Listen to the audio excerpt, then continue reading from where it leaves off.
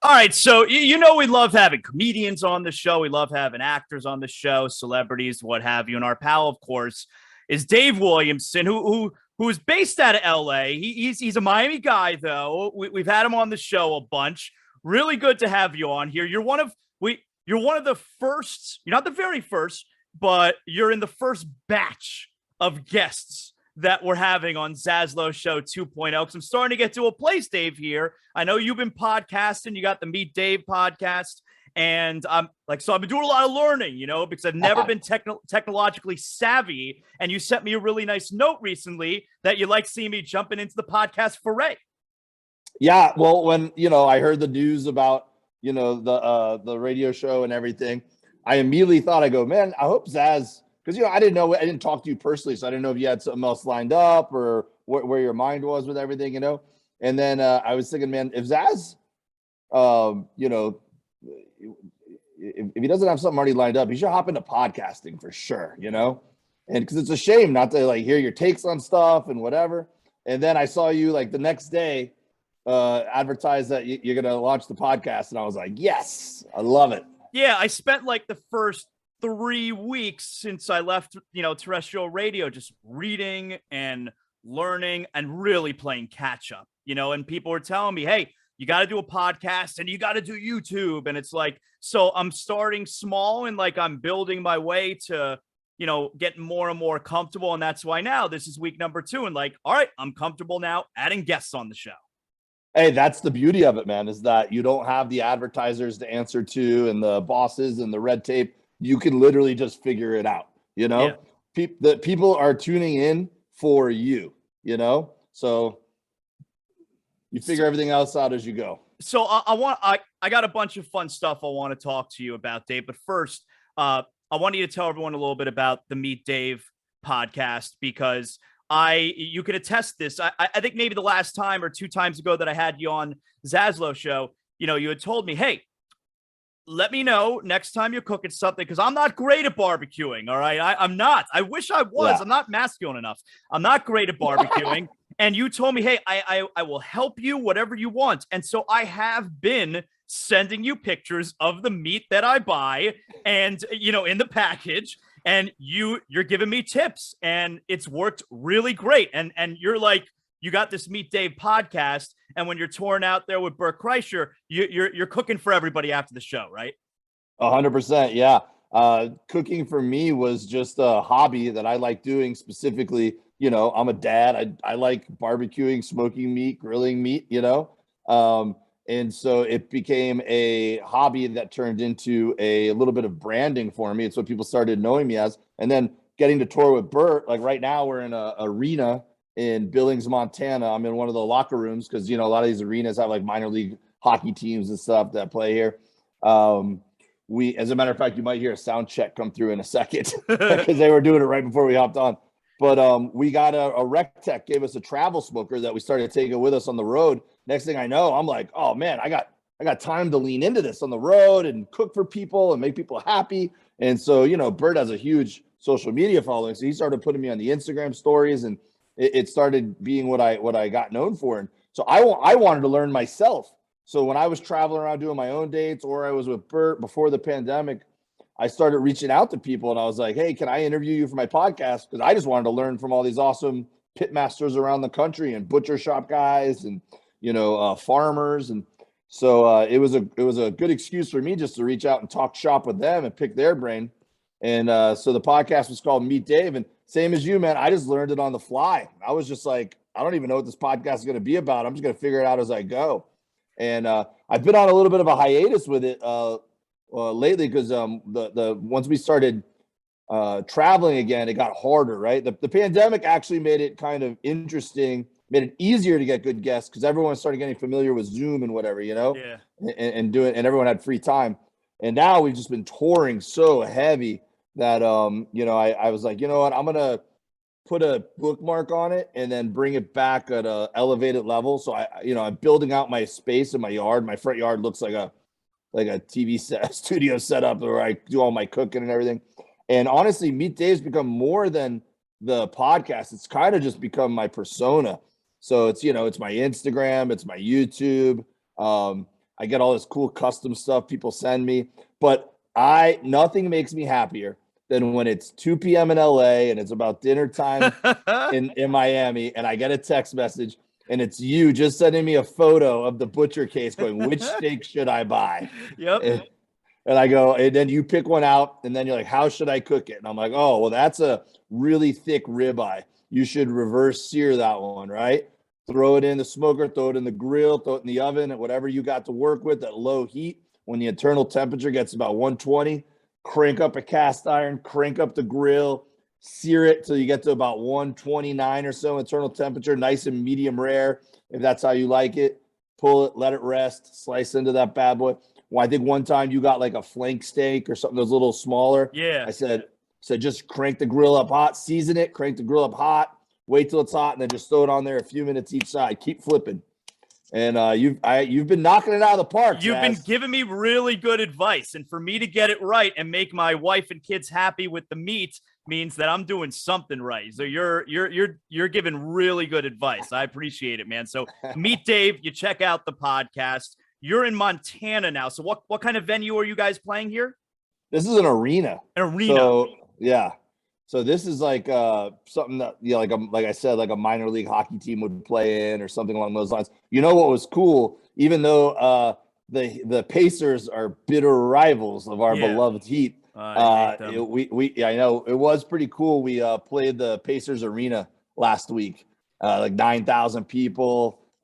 It was really neat. Is it weird? You talked to me about when you played in theaters, and I actually saw Adam Sandler in a theater last night, which I want to get to that in a second with you. Yeah, I'll talk about that in a second. But so playing in arena, you can't really see the crowd, right? Like that's got to be weird when you're telling the jokes and you can't see the people. Yeah.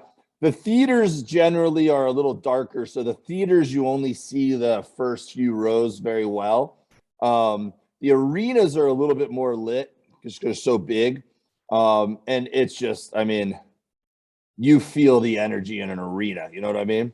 The coolest one was Red Rocks in Colorado. Oh, man. 10,000 people. They're all going up from you. Yeah. Normally we're up on a stage looking down on everybody. In Red Rocks, you're looking up at everybody. And all the laughs funnel down. The acoustics are just perfect in there. And they funnel down. And both times we've worked Red Rocks that I've done Red Rocks opening for Bert, we stayed and went to a concert the following night. The first year was Jimmy Buffett. This past year was Wilco. So it's pretty cool to perform in a venue like that. And then the next day, experience it from the audience member's standpoint and just sit there and go, man, we were on that stage last night. That's bonkers. Now, you tour with Bert Kreischer. How did that relationship start? I mean, he's one of the biggest comics in our country. So how did that come about? Way before he was one of the biggest comics in the country. He was doing well. He was, headlining the West Palm Beach Improv. And I was a local comic in Miami and, had a day job working for my family's business there in town. And I would work the weekends anytime I could. So I don't remember if I was emceeing or if I was middling at that point, but they just, booked me to open for him, and I'd never met him. And, Bert and I have a lot of sensibilities in common. So we hit it off. We went out for a beer after the show, and then, we're both, kind of dudes who had young families at the time, so we had a lot in common there. We're both from Florida originally. I don't know, we just had a lot in common. So just over the years, I opened for him randomly. I guess we made sense together. So a lot of the clubs would even just randomly book us together, and we always got along. And so a couple of years back, I did something with him in LA, and he was like, "Are you working the road much right now?" And I go, "I've actually been trying to stay in town a little bit lately because I'm just trying to get traction in LA to up my earning potential on the road." And he's like, "I want to bring some openers with me every now and then. Would you want to come with me?" I'm like, "Absolutely." Right. So I started working clubs with him. I started working clubs. And then shortly after that, he was just like, "I think I'm going to make the leap to theaters." He's like, "Would you want to do that?" And I was like, "Yeah." He's like, "All right, get ready to work." So the first time that you were playing in a theater, I mean, look, my wife and I, we go to the Improv all the time. We were at the Improv last weekend, but jumping from playing places like the Improv, the clubs, you got the brick wall in the background, and then going to a theater. I mean, was there a culture shock for you? How do you make that adjustment? The very first time I ever worked a theater, I was a young comic working those South Florida improvs. And Robert Schimmel was going to perform on New Year's Eve at Parker Playhouse up in Fort Lauderdale. Yeah. And I guess they called the Improv looking for an opener, and somehow my name got thrown in there, and I booked the gig. Mind you, I was probably emceeing at the time and maybe had 10 to 15 minutes under my belt I could do any given night, right? I didn't have any details. I just show up at the gig on New Year's Eve. And I'm like, theater. I mean, how hard could it be? I do the improvs with bachelorette parties and stuff, you know? So the guy who runs the theater goes, so you're doing 20 minutes tonight, right? And I go, ooh, 20 minutes. Go, yeah. No problem, bro. No problem. 20 minutes. Yeah. And I'm thinking like, I'll just do crowd work. Cause you can do crowd work pretty easy when you're emceeing at the Improv. You guys celebrating anything? And what do you do for a living? You know? And you could waste time. I've even done gigs in those early days where they told me to do long shows and I didn't have it. I literally just slowed down. I just took longer to tell my jokes, you know? So I was like, all right, 20 minutes. I could stretch it out to 20 minutes. And so I meet Robert Schimmel and we're chit-chatting. And I don't know if he did this on purpose to mess with me or if it was just a bad coincidence. But as I'm getting ready to go out and do my set, right? He goes, hey, Dave. And I go, yeah. And he goes, do 25. And I go, oh boy. He's screwing with you. Maybe. So I go out there and I'm like, I got to do 25 minutes. I maybe have 15, probably 12 minutes of good jokes. Right. So I go out there and I start doing crowd work right off the bat. And then I realize that in the theaters, like you said, you can't see anybody. Yeah. And then even worse, even if I can see someone, the other 2,000 people can't see who I'm talking to. So there's a disconnect. They're not going to laugh at the back and forth I have with this guy. Yeah. So I ate it, Zaz. I ate it. And so what is it? Just like the shame washes over you at one point during the show and you're trying to get through it? Well, I mean, now it's not a big deal. Now, you know how to weather it. You know how to get it back on track. You back then, you just start like spiraling. And then now you don't have confidence. If you have confidence, you're never getting them back, right? And when you start feeling the sweat, then you know you're in trouble. Because now you're just pouring sweat and you're just like, oh, God. And then you look at the clock and you got 12 more minutes and you're like, oh, boy. I saw a great show at the Hard Rock Live on Tuesday night. I saw Adam Sandler, who is my wife's absolute favorite. And we'd seen him one time before. And we get there and it says Adam Sandler and surprise guest. We're like, okay, all right. What do we got going on tonight? And as it turns out, you had three openers for him. You had Nick Swartzen. Oh, cool. Judd Apatow. Yeah. And Rob Schneider. And it was like, what a night. So star-studded evening. Yeah. We had a great time. And I also asked you, so last weekend we saw Brad Williams, who I'd never seen before and I'd always want to see. Tell you right now, top 5 performances I've ever been to live. Wow. Yeah, Brad's awesome, man. He's a killer. And he's a super nice dude. I've known Brad forever. Killed. Yeah. It was just nonstop laughing. My wife was tired from laughing at the end of the show. It was nonstop laughing. And he's so he's so good. Not that you go to see Brad Williams and you don't know that you're going to see a little person. You do know this, but he does such a good job disarming everyone right at the start where he comes out, there's a host and there was an opener and then he comes out, he goes, all right, we got a Jewish guy, got a tall, funny black guy, and now a midget just ran on the stage. Tonight's gonna be amazing. And so everyone is just hysterical laughing. He's like, all right, that's the tone of the evening. He killed. He was so good. Did you end up telling your wife that he was a little person, or did you let her find out when he walked out from behind stage? So I sent Dave a message and I'd go, should I tell my wife? Or, maybe he'll come out and she'll be like, oh, and then I'll just kind of look at her and start laughing. I did not tell her. And I was staring at her when Brad came out.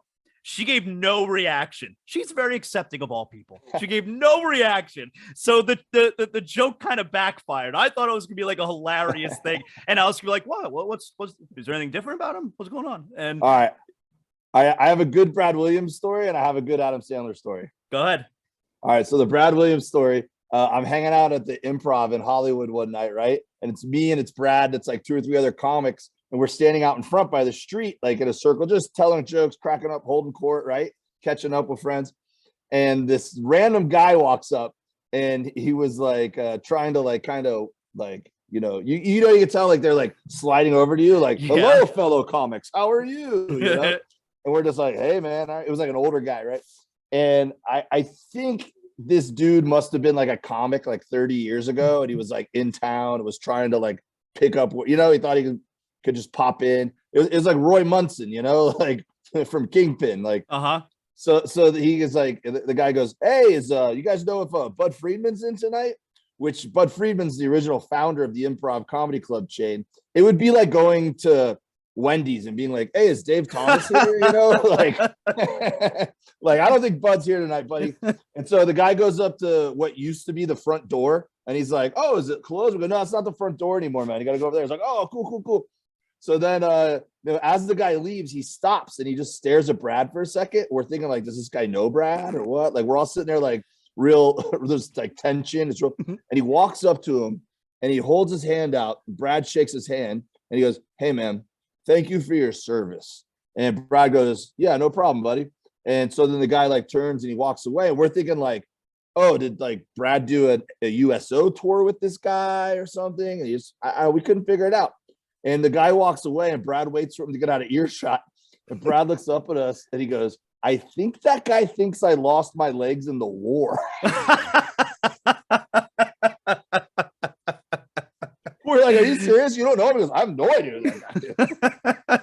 But I laughed so hard at Brad delivering that line. The Adam Sandler, I moved to LA in 2013. I took my wife and 2 kids in a 25-foot travel trailer on the road with me for a year and a half, en route to moving to LA, right? So we get to LA, we're still in the travel trailer, and we stayed in a cool RV park up in Malibu Beach RV park. So we basically lived there for months while we were looking for a house in LA, right? So it's like the first day I live in LA, I take my kids, they were young at the time, to get ice cream down the street. Mm-hmm. We're in this ice cream place, and my kids, 99 times out of 100, if a kid walks up to them, my kids are best friends with that kid. They're going to be on the playground. We're going to be setting up play dates, whatever. Both my kids decided to throw a tantrum this day because I wouldn't let them get their ice cream in an ice cream cone. I made them get it in a cup because the last like 3 times I bought them ice cream cones, the ice cream ended up on the ground. Yeah. And I was like, look, you guys are getting them in cups today. I'm sorry, right? So they're throwing tantrums. This little girl walks up to both my kids and is like, what's wrong? And they're just like, eh, eh. And I'm just like, guys, this little girl's trying to be nice to you. Can you guys stop? And they don't want anything to do with it, right? Adam Sandler walks into the ice cream shop, grabs her by the hand and goes, come on, sweetie, we got to go. And walks out and leaves with her. And I go, we could have been best friends with Adam Sandler on the first day we moved to LA, and you guys ruined it. Right? Your kids are friends with every kid except for Adam Sandler's kids. So now fast forward to last month. I've been cooking barbecue and taking it to the Comedy Store like once a month or so, right? Because everyone sees it on the Instagram, and I started going to hang out at the Comedy Store a little more often lately. And all the staff, the staff's all like mostly young comics, so they're like, Dave, we want to try your barbecue. And I was like, I'll bring you guys some if the manager's cool with it. And the manager's like, yeah, please. So they're so appreciative, and it's so fun to cook them. About once a month, I've been bringing in barbecue and surprising everyone and feeding everyone during their shift, right? So I'm in there, and I hear a whole like kerfuffle, and I'm like, what's going on? They're like, Adam Sandler just popped in to do some time upstairs. It's the first time he's been in the Comedy Store in like decades, right? Awesome. So I pop up and I watch like 20 minutes of him working out material. He's probably working out the material you just saw the other night, right? So he's working out material, and I'm like, oh man, that's so cool. And I go, you know what? I bet he's gonna exit through the kitchen. I'm gonna go down and start slicing my brisket now. So I get down there and I start slicing the brisket. Sure enough, like 3 minutes later, I hear behind me like, what are you doing, buddy? And I'm just like, oh, hey. And I'm like, oh, we're cooking barbecue. And he's like, I'll take a plate of that. I go, yeah, man, for sure, right? So all the staff came down. They're like, oh, Adam, did you try some of this? Dave's got the best barbecue. Adam's like, this is really good. And so I got to feed Adam Sandler some barbecue last month. I love those stories when, you're doing shows and like the huge comedian just shows up and he wants to do 20 minutes. I love hearing those stories. And in LA, dude, you could be in a bar or a coffee shop. Yeah. Or the cooler thing to me is when I see guys now who are getting like really great opportunities, who like have done my shows that I've run. And everyone runs shows, right? So like I run a lot of shows out in LA. Guys who I know who I gave them opportunities, like they were like begging to be on the show. And now like Michael Longfellow, he did my bar show 1,000 times. He just got on Saturday Night Live. My kids are sending me things like, Dad, check out this skit. It's really funny. And I'm like, I know that guy. Like, yeah. and it's really cool to see people like get on America's Got Talent or all these like, avenues that just like are blowing people up, I know you're coming down to Tampa next month. We can't get you to come a little further south. Let's go, man. Come on. I was trying to fit a Miami day. Yeah, I'm going to do Orlando on December 28th, the Orlando Improv. And then I'm doing Tampa, I think the 21st to the 23rd. And I'm going to visit my folks who moved up to Central Florida. And then I definitely want to come do a South Florida run. If it doesn't happen in December, then I'll probably put something together like January, February, March-ish. Okay. All right. Now before I let you go here, you got the Dolphin hat on, man. Yeah. You're a huge Miami sports fan. And like, I know you're old enough like I am to have watched Marino. Like we knew what it was like in the 90s. And this year finally has that feel to it that we had when we were kids, where it's every time the Dolphins have the ball, I think they're going to score. Yeah. It's a lot of fun, man. When my kids were little, that was when Peyton Manning was ripping stuff up, right? And I tried to tell my kids, like, because the Dolphins were woeful those years. Mm-hmm. That was like the year we only won one game or whatever. Mm-hmm. When my kids are starting. So, by the way, when my oldest son was old enough to like sports, but not old enough to really be good at math, and my wife's a Colts fan and I'm a Dolphins fan. Every week when my wife wasn't paying attention, I would tell him the Dolphins won, because I know that human beings were attracted to winners. So I wanted to be a Dolphins. I'm like, Dolphins won again. Like, So yeah, I tried to tell my son, I'm like, man, this is what it was like with Marino. Like every year you feel like you have a shot. Every game you feel like you have a shot, But I'll tell you, the Dolphins, like, we definitely have a shot, like, right? Now it feels like that again. But what's more fun is just that they're fun to watch. Yep. Like even the year, like when we went to the playoffs with Chad Pennington, and they were boring. They were a fun team. Now it's like, oh, dude, it's a fun. Like I don't care if the defense gives up 32 points and we're gonna score 35. That's just fun, right? Yeah, it's like, all right, is this gonna be one of those plays where we gain 60 yards? Any play, anything can happen. It's so much fun. People are so fired up right now. Well, and I'll tell you what, we just went and did errands all around Billings, Montana. Just wasted time. We went to REI and Walmart, a bunch of places. Every single place we went into in the middle of mountain country up here, at least one person walked me up, saw my hat, and went, Dolphins. They were like, bro, they're fun. Yep. There's Dolphins fans all over the world, because Marino used to get on primetime all the time. So a lot of people grew up Dolphins fans. And it's just fun to like see them coming out of the woodwork now. Yeah. I mean, Marino made people around the country lifelong Dolphin fans. And, before that, the 72 team, if you're still alive, the 72 team made you a lifelong Dolphin fan. And now, so they're coming out of the woodworks again. Do you ever look when you're traveling? Do you check out what games are in town? And it's like, hey, is there something cool happening here? I can go check out the Heat, or I can check out the Dolphins, or what have you. I always check the Dolphins and the Heat schedule to see if I could just get lucky. Yeah. I think it's only ever happened once with the Dolphins. I went to I was in Cleveland and they were playing Cleveland in the day game. So I just went by myself and scalped one ticket. It's awesome. And went in and experienced the dog pound and everything, How much are we going to beat them by this weekend? Dolphins have the Browns this weekend. It's here. How many points Dolphins win by? We're gonna smoke them, bro. I think. I think the Dolphins are gonna start figuring out their defensive scheme a little bit too. Because tell me if I'm wrong, but I know that the secondary has been really banged up, and that's been a big part of our problem. But now with Chubb, maybe we can get a little bit more aggressive with putting pressure on the quarterbacks, and that'll help the secondary out a little bit. And the secondary is just going to continue to get healthier and healthier. But the Dolphins defense, even when they're healthy, it feels like the past few years, even with Flores, like we underperformed the first few weeks of the season. As the season went on, we got stronger and stronger. Yeah. I hope that's the case. Hey man, this was really good catching up with you. I appreciate it. This was really fun. Are you subscribed? Have you subscribed to ZASLOW Show 2.0? Are you a subscriber? Ooh, I don't know, but if I haven't, I better go on and do it, and I'm going to rate. I'm going to leave a comment because all that stuff helps the algorithm. Okay. And I'll plug my podcast too. You already did a great job of doing that with Meet Dave for me. But I got a new one called the Mermen Podcast, which is me and my buddy Forrest Shaw, who's a Miami comic as well, who moved out to LA around the same time as I did. We started together in Miami around the same time, and it's funny because now we're both like dudes in our 40s with a little bit of a dad bod, and but we both have aquatic backgrounds, like I grew up spearfishing and wakeboarding and playing water polo down there in Miami, and he was a marine biologist before he was a full-time comic, and he travels all around with Jim Jeffries and Bill Burr and opens up for a bunch of those guys.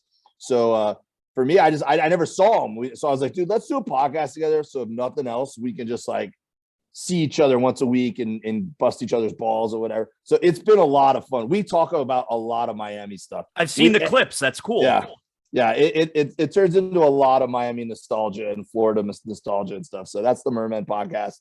And then if people do like water polo, I'm co-host of the Tony Azevedo podcast, which is really cool because I love water polo, and Tony's like the Michael Jordan of USA water polo. So it's pretty cool to host a podcast with him and get to talk to him every week. Really great job. Finally, favorite city to play in? Ooh, wow. Well, one of my favorite comedy clubs, we're going to go drop in on Monday and do sets because Bert's going to record his Netflix special next week. So he's just getting in sets, And Madison, Wisconsin has a comedy club called Comedy on State. That is awesome. And so we're going to go in and do it on a Monday. It's already 2 shows are already sold out. And I'm really looking forward to that because it's just a town of awesome people. And then the club's run by great people. And then it's just such a great town to go out after and have beers. And it's just college kids everywhere. College kids and, people from the community. It's a mix of everybody, man. It's great. That's awesome.